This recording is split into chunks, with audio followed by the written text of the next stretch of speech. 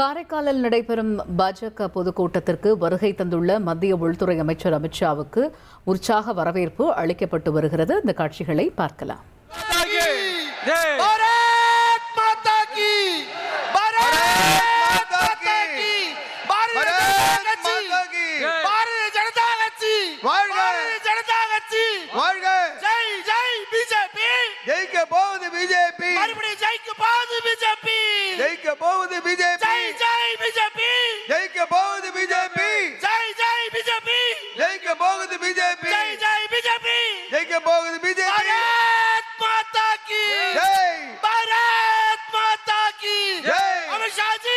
காரைக்கால் சந்தை திடல் பகுதியில் நடைபெறக்கூடிய நல்லாட்சி தொடரட்டும் புதுவை மலரட்டும் என்கிற பொதுக்கூட்ட மேடைக்கு மத்திய உள்துறை அமைச்சர் அமித்ஷா வருகை தந்தார். அந்த காட்சிகளை நம்ம பார்த்தோம்.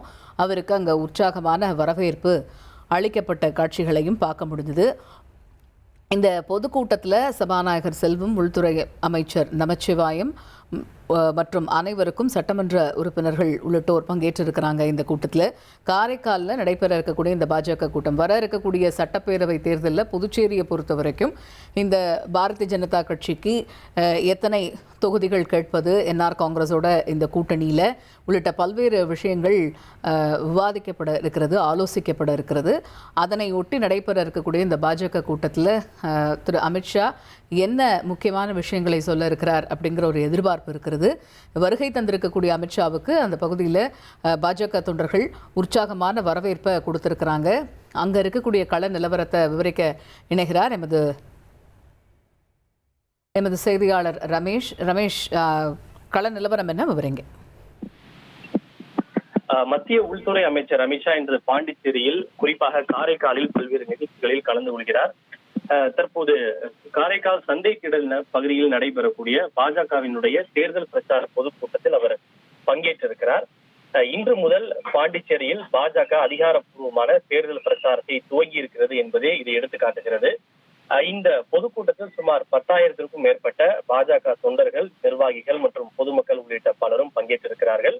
பாண்டிச்சேரி மாநில பாஜகவை சேர்ந்த நிர்வாகிகள், தலைவர்களும் இதில் பங்கேற்றிருக்கிறார்கள். உள்துறை அமைச்சர் அமித்ஷாவின் வருகையொட்டி சுமார் 750க்கும் மேற்பட்ட காவல்துறையினர் பாதுகாப்பு பணியிலே ஈடுபடுத்தப்பட்டிருக்கிறார்கள். குறிப்பாக இந்த பொதுக்கூட்டத்தின் போது முன்பு ஆட்சியில் இருந்த காங்கிரஸ் ஆட்சியை விமர்சித்து பல்வேறு குற்றச்சாட்டுகளை அமித்ஷா முன்வைப்பார். அதே போல தேர்தலுக்கு பாஜக எப்படி தயாராக இருக்கிறது, ஆயத்தமாக இருக்கிறது என்பது குறித்தும் அவர் தன்னுடைய கருத்துக்களை முன்வைப்பார்.